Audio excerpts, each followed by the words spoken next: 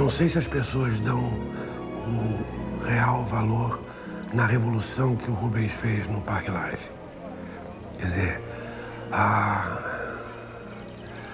ideia de workshop, mais do que de ensinamento, não se ensina arte. Ninguém ensina arte. O Iberê, que era o meu mestre, meu amigo, né, dizia uma coisa que eu acho extraordinária. Assim, eu não ensino nada. Eu sou um semeador louco. Atiro sementes. Se o terreno for bom, germinará.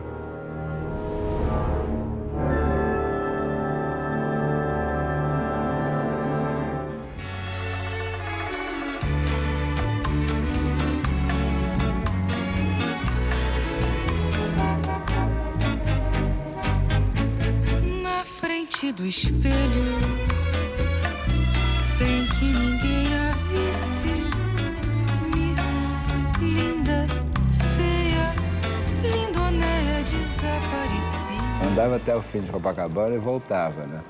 Parando nas livrarias, nas coisinhas. E numa dessas vezes, né, eu passando na esquina, né, no tal, da Viver, tinha a Galeria Relevo, que era do Jean Boguice, né?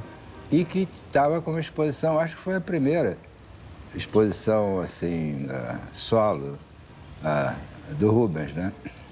Que era a coisa do homem da multidão, né? Você quase que transitava, né, da vida real, como a gente chama, para dentro, né, das coisas dele, né? Com aquela coisa também misteriosa, né, do anônimo, né, do perdido na multidão, né? Essas coisas, né?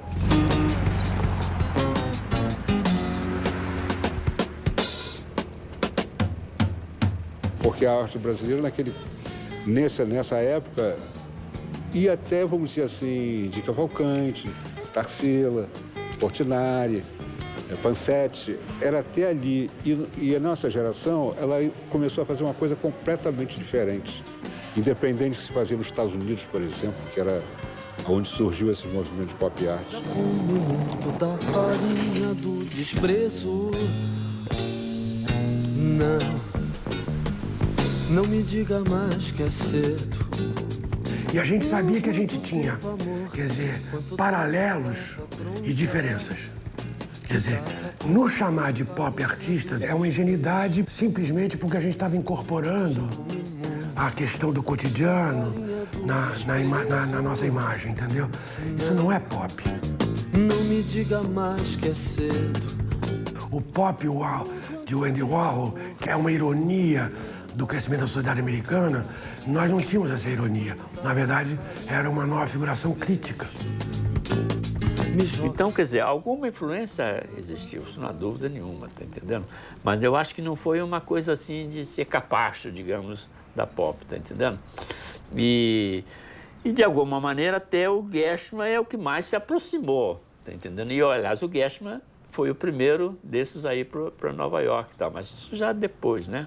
Eu não acho que eles foram dependentes, assim, literalmente ou totalmente da pop. Mas claro que há algum contato, mas com outras características, porque os materiais eram outros, tá entendendo? Quer dizer, a realidade era outra. Só vou comer agora da farinha do desejo, alimentar minha fome.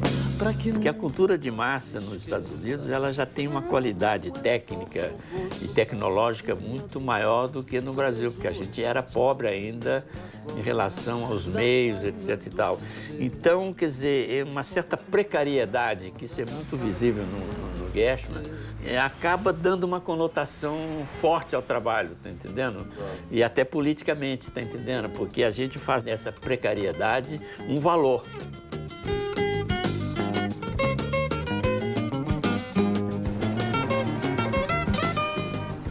A coragem do mau gosto do Rubens é extraordinária, né? Porque essa incorporação de uma coisa chula, uma coisa vã brasileira que tem no trabalho dele, eu acho é um ensinamento para nós, quer dizer. E uma coisa que, assim, falando diretamente para os artistas, a coragem do desenho do Rubens é absolutamente... porque o Rubens desenhava sem um modelo mental anterior. Se me der na veneta eu vou. Me der na veneta eu mato. Se me der na veneta eu vou.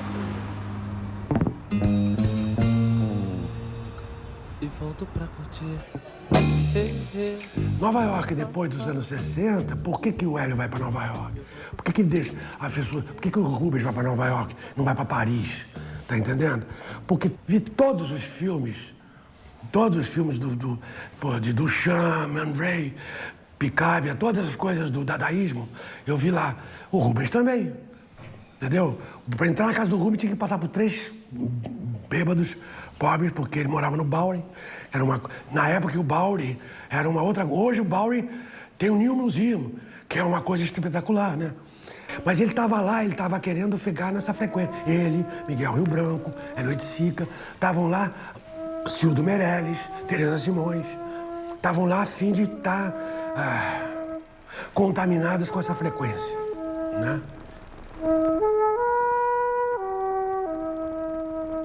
É um momento, tá entendendo, de deslocamento da questão das influências, porque até então a arte era coisa de europeus, tá entendendo? De França, de Alemanha, de os Países Baixos, etc e tal. Quer dizer, os premiados com viagem ao exterior do Brasil iam todos para a Europa, tá entendendo? O Guest é um dos primeiros que foi para Nova York, tá entendendo? Evidentemente que quando o Rubens começa a escrever nas coisas, a parte de mais, vamos dizer assim, reflexiva, conceitual do Rubens, troca com aquele ambiente reflexivo de Nova York, que depois a gente tenta dividir com os outros através do Malas Artes, né?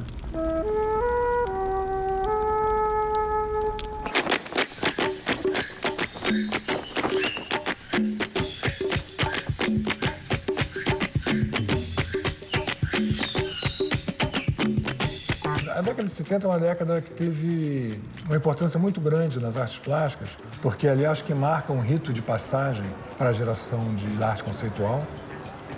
E na poesia também aconteceu a mesma coisa, que era a poesia moderna brasileira para a poesia marginal. Eu acho que eu fui muito bem recebido ali. Na verdade, eu era uma ave fora do ninho, porque eu era um poeta, e um poeta marginal, né? Mas tive o prazer de inventar o nome da revista, que para mim já é talvez tenha sido a primeira revista fora do circuito marginal que publicou poetas importantes como Leomar Frois, Ana Cristina César, o Cacaso, o Chacal.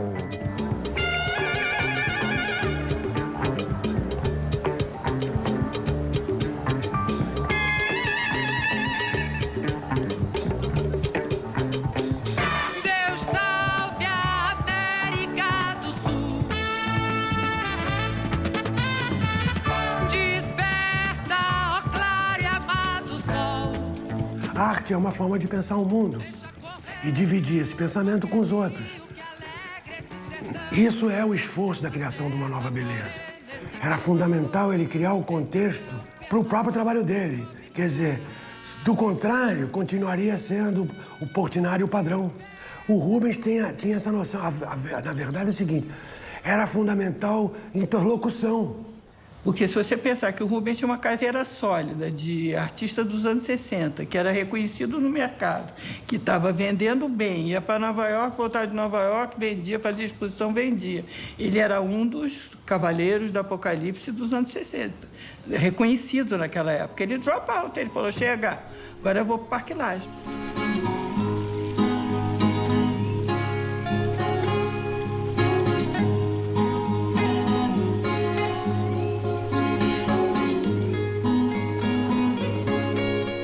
Eu fui para o Parque Lage um pouco convencido pelos bons conselhos da Lina Bart.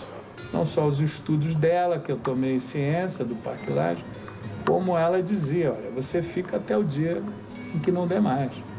Então eu instituí um pequeno mecanismo de segurança para mim, que era andar com a minha carta de demissão sempre no bolso. Então a carta estava sempre pronta para ser usada. A ditadura, percebendo, talvez, que os movimentos culturais e os movimentos sociais estivessem emergindo de uma forma muito acelerada, ela começa a perceber que é necessário flexibilizar um pouco. É como se houvesse uma estratégia de absorver logo a oposição, ou seja, o pensamento de esquerda para dentro dela, porque ela não tinha quadros culturais, por exemplo.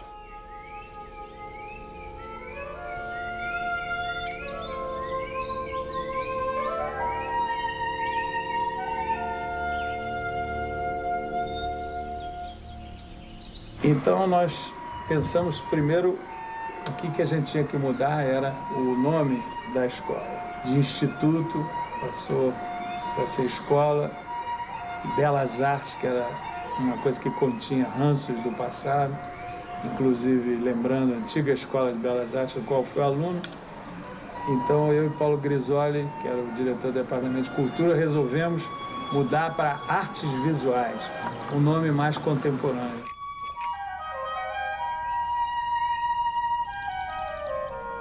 O que o Rubens fez foi chegar lá e falou, acabou, é do zero que eu vou começar. E chamou parceiros muito expressivos, tipo o Hélio, por exemplo, que queria testar uma metodologia nova.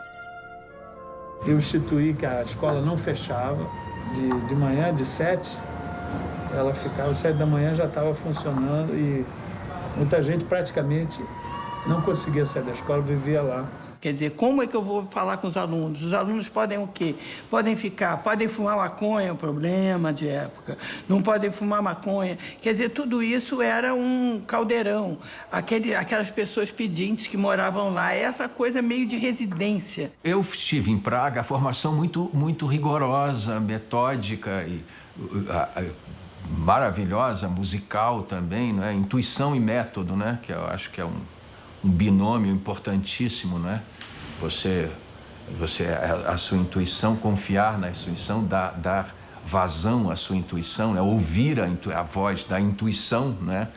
Ou as vozes da intuição, mas criar o método também, né? Para você não se perder na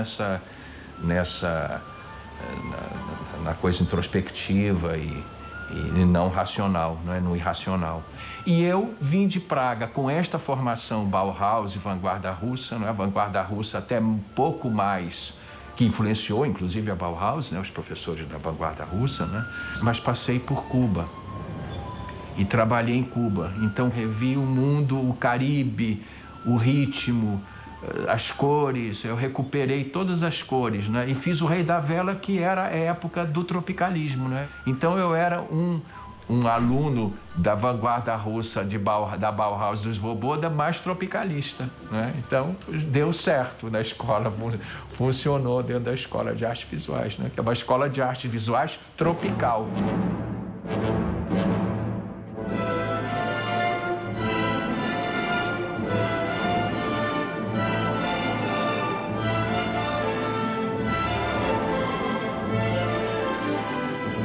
Casa, Corpo, Cosmo. Era o nome, o tema da oficina do corpo. Há muitas pessoas que trabalhavam com o corpo na época, faziam expressão corporal. E isso houve um protesto. Por isso ele mudou o nome da oficina. Ele descobriu que era mais do que a oficina do corpo.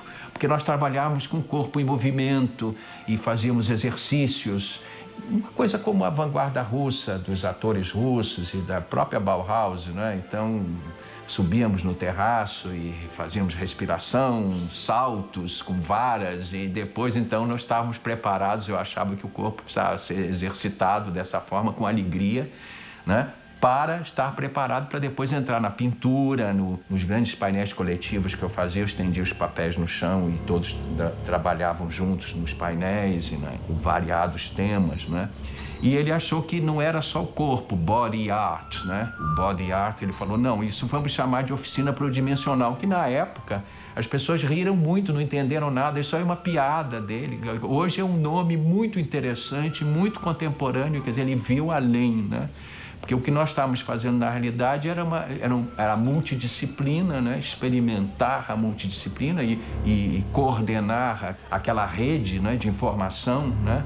Tanto que o Irapuru é um espetáculo feito com alunos, com figurinos feitos com material orgânico, que usávamos muito, material orgânico do jardim, aquele jardim fabuloso, né? E eles fizeram as roupas com as folhas do Parque Lage. Aí começou uma onda dizendo que os meninos tiravam a roupa, que estavam se despindo, que dançavam nus. Bom, era o verão, né? Menos roupa, mas não sei, nus. O Irapuru também não era uma peça passada dentro de um palco italiano, europeu. Era uma peça da Amazônia, né? Não quiseram renovar o meu contrato no ano seguinte. Aí houve uma série de manifestações, a Anabela Geiger participou, dizendo que eu tinha que voltar para a escola, Gershman e tudo. Eles não queriam renovar o meu contrato, o Estado, depois do Irapuru.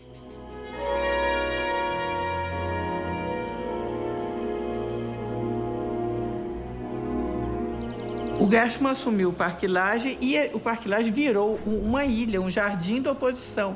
Era aquele lugar onde todo mundo tinha permissão, podia se encontrar, podia falar, podia criar e podia se expressar livremente.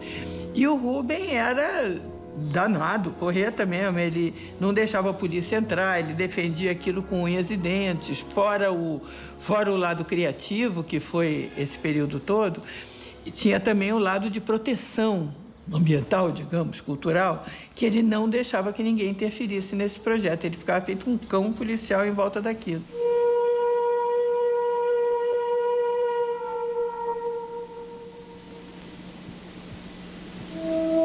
Pois tá, Fernando, deitando aí, deitando! Fomos acusados de conspiração contra o governo. Que prazer em te ver, cara. E cumplicidade com Marighella. Eu acho que o Rubens conseguiu construir um reduto humanista no meio da barbárie, que é aquela época em que se vivia, né? Cinema não se aprende na escola, né? E aí eu até amplio, né? Arte não se aprende na escola. Eu acho que ele me incluiu no pacote, com essa história de ele querer trazer para cá também cinema, né? Era o que eu chamava de um cineclube de produção. Que você passava filmes, né? Você arrecadava uma graninha, assim, tosca, né? Não lembro quanto era. Para com isso comprar filmes, Super 8, né? E com isso fazer os filmes, né? A turma fazer os filmes, enfim. Nisso foram feitos 3 filmes, um deles notável. E, coincidentemente, que eles não ficaram, não restaram, eu acho. É melhor morrer do que perder a vida. Corda, suicídio. 60 segundos. Opção vizinha. Prolongada. Era uma troca de afetividade esparsa, vaga, entendeu? Que não precisava ser... só beijar, amassar, abraçar, não precisava porra nenhuma. Era um conluio, a conspiração geral, né? Pelo melhor viver, né? Diante daquela conjuntura absurdamente, né? Trágica. Eu chamava a escola de espaço de resistência, né? De vez em quando ele pegava umas etiquetas aí pelas paredes, falando desse espaço de resistência. Então tinha um lado, né, de um momento político específico, né, que meio que fazia com que os artistas tivessem uma certa postura em relação a isso. E havia também esse romantismo também, né, de você estar fazendo arte e o importante era fazer arte. Dessa janela sozinha. Eu vim para cá em 75, logo que a escola estava começando, e eu tinha 20 anos naquela época. E só mais tarde, então, porque era um curso mais avançado, eu fui aluno do Gershman, que dava uma oficina que chamava Cotidiano Expressão. Eu também posso chorar. E era um curso muito rico, né, de opções, porque ele não tinha um tema específico. Não era um curso de desenho, um curso de pintura. Ele era um curso que podia acontecer tudo. Eu me lembro que era um curso que começava assim 1h da tarde, 2 horas, e não tinha hora para acabar. rio e também posso chorar. E cada um esvaziava o conteúdo, eu pedia que mostrasse o interior de sua bolsa e botavam em cima da mesa, uma grande mesa.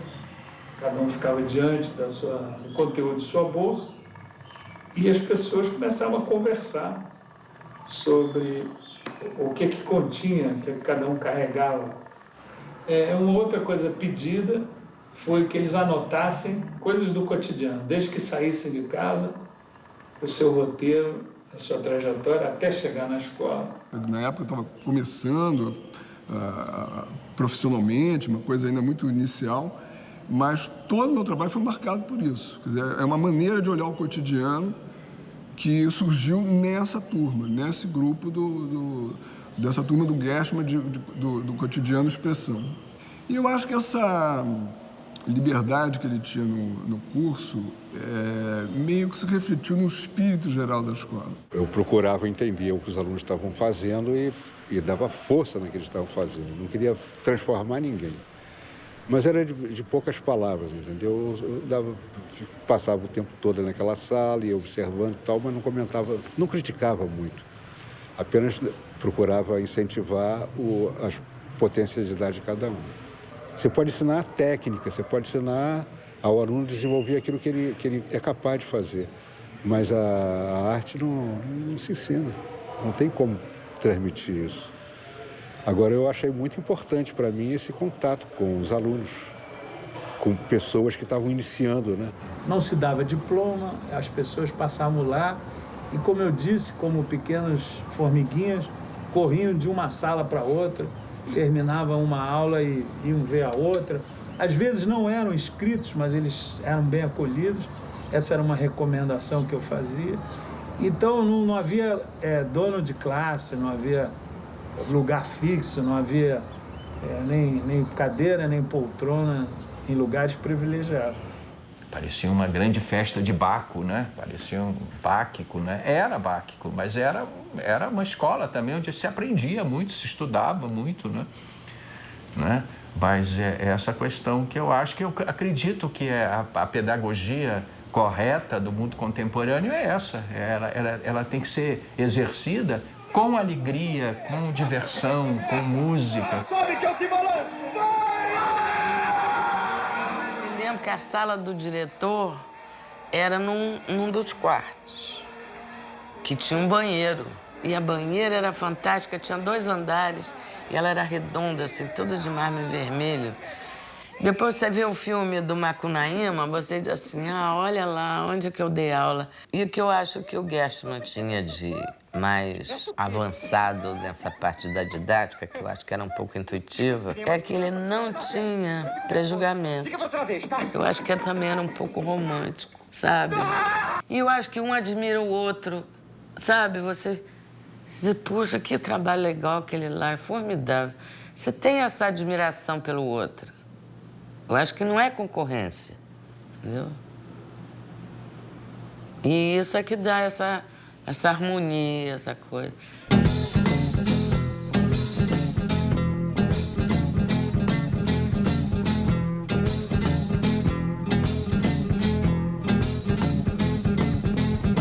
Poesia não é uma arte pública. A censura estava mirando, era televisão, cinema, teatro, arte pública, música.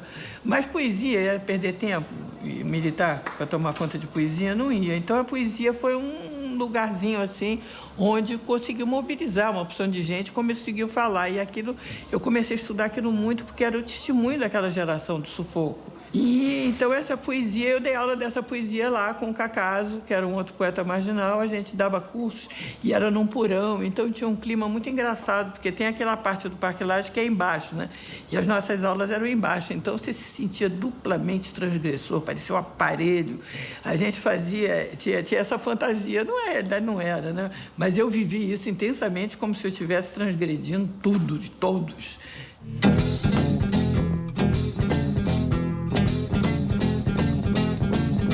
Me calo ouvindo seu nome por entre a cidade.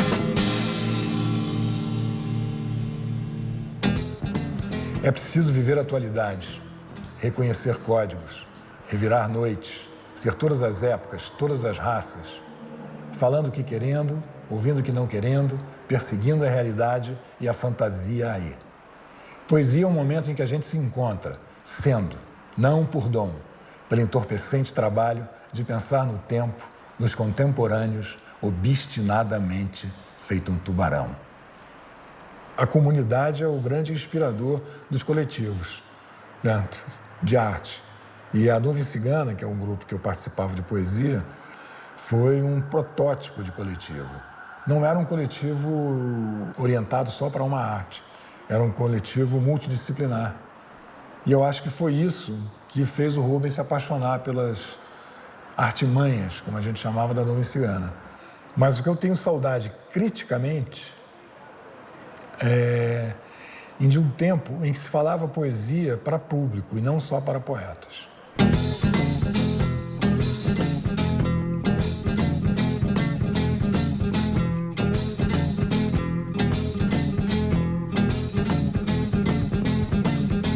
Eu canto, suplico, lastimo, não vivo contigo.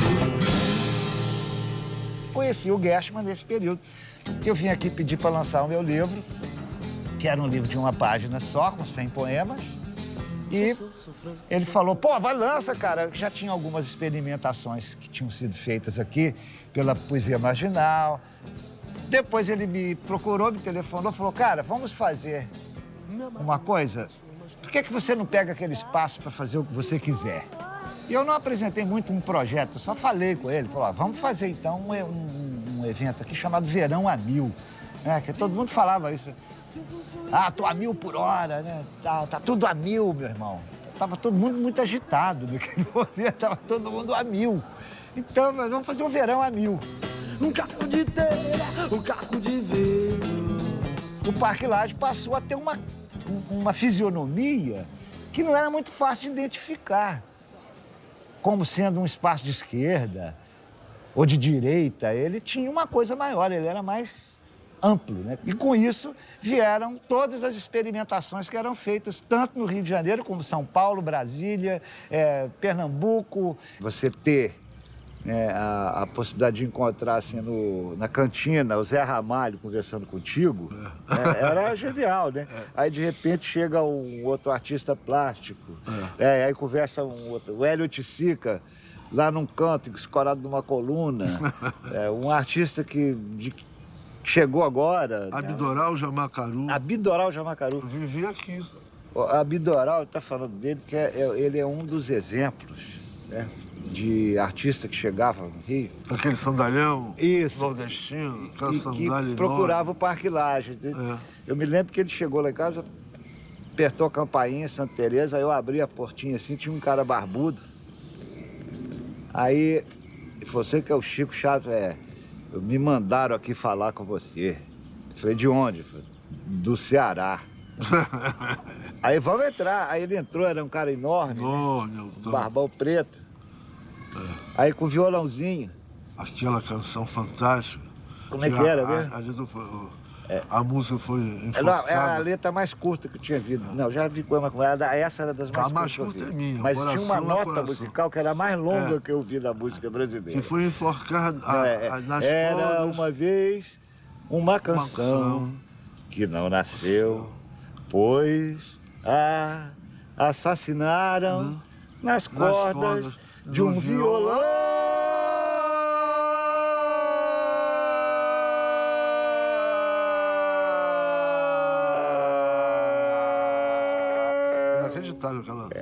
Inacreditável aquela música. Esse diálogo amplo, né, com a sociedade, com o artista, com as experimentações de forma geral, passaram a vir para o Parque Lage. Então o MAN, que tinha uma atividade um pouco mais restrita, mas era naquele momento ainda um ponto de convergência, perde essa potencialidade, ele continua sendo um ponto de referência até o incêndio de 1978, onde o Parque Lage ocupa um papel fundamental de denúncia do incêndio do MAN, que foi um incêndio criminoso. Aí realmente houve uma manifestação enorme, os alunos foram todos para lá, com faixas, a gente passou uma tarde aqui escrevendo as faixas e preparando os cartazes, aí foi realmente uma manifestação. Se nós, Comitê Permanente para a Reconstrução do Museu de Arte Moderna do Rio de Janeiro, convocamos o povo carioca a esta Assembleia Popular, sob cacos e cinzas do MAN, não foi para comemorações festivas, foi ao contrário, para que todos testemunhem a tragédia que se abateu sobre a sua cidade. O nosso Museu de Arte Moderna foi destruído pelo fogo que devorou em minutos praticamente o acervo inteiro de mais de 1000 obras, os 9.000 volumes de uma biblioteca especializada e os documentos de um arquivo registrando 3 décadas de atividades fecundas.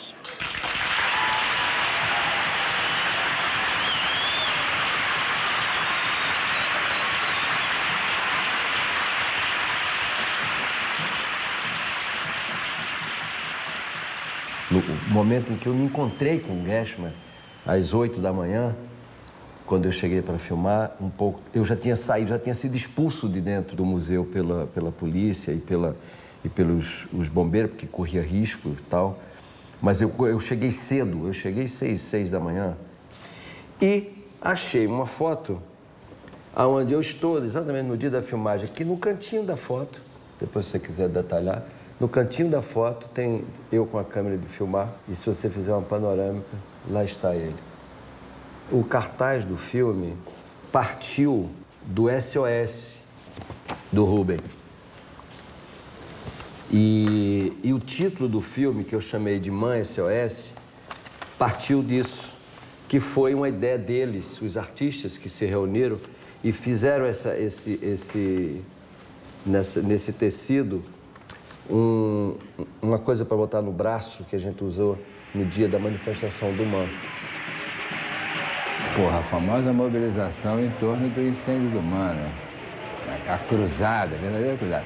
O Rubens não, né? Transformou num estandarte, né? Levou a escola inteira, né? Lá para o MAN, né? Enfim, na defesa, né? Do possível resgate, né? Daquela perda louca, né? Que foi o Torres Garcia, né? Mas, né? A escola foi lá. Não há nada mais, né, educacional do que isso, na minha opinião.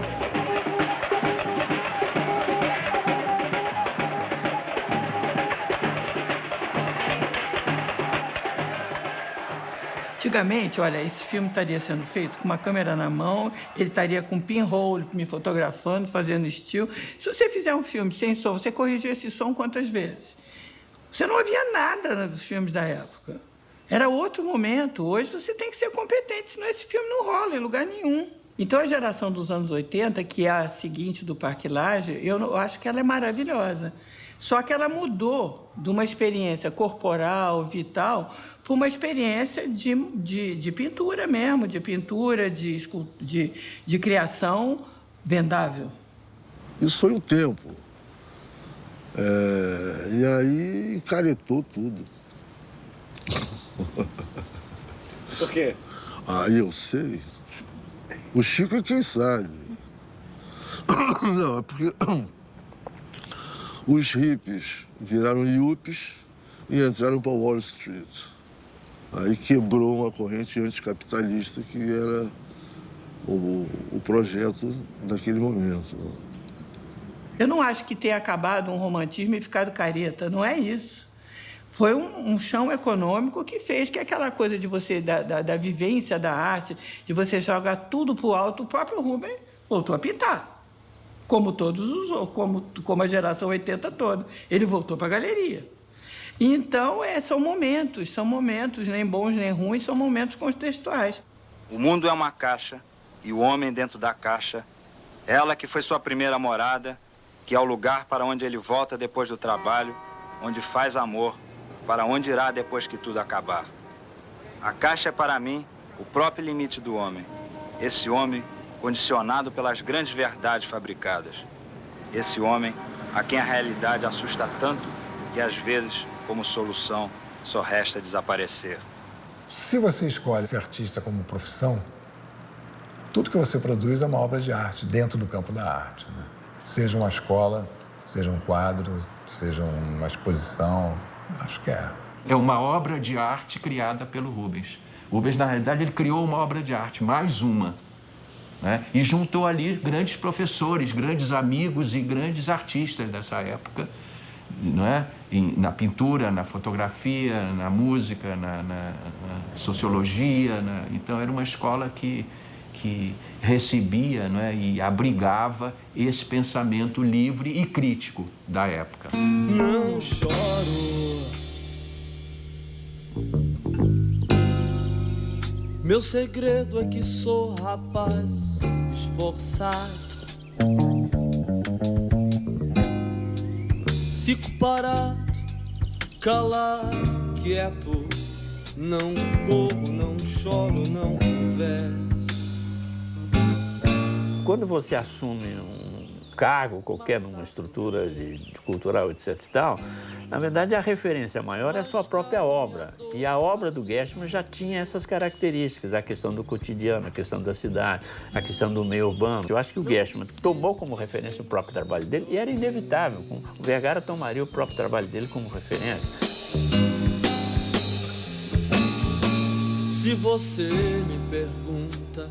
Então, o Parque Lage era, no campo da arte, ele era isso e continua sendo até hoje. Porque isso impregna o corpo físico, matérico, de tal forma, né, que ele se torna um espírito, entendeu? Ele se torna uma energia inexpugnável. Então, o Parque Lage tem uma energia transformadora inexpugnável, seja que modelo for. Podem burocratizar todas essas pedras, que elas vão sempre falar. Vejo o Rio de Janeiro. Tenho a grata memória, né, de ter convivido diariamente com Gershman durante alguns anos. Isso foi formidável para mim. Ele marcou um momento da minha vida muito pleno e que eu guardo com muito cuidado, assim. A arte foi feita para animar, no sentido de ânima, da alma, para alimentar a alma. Não sei, eu acho que o que é legal de falar do Rubens é que a gente cai em si que ele foi um homem generoso da forma grande de ser generoso. Quer dizer, porque não esquecia de si mesmo.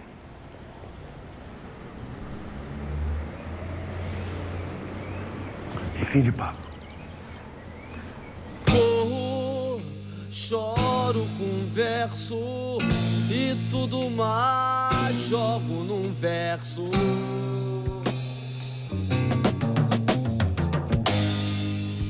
Intitulado Mal Secreto. E tudo mais jogo num verso.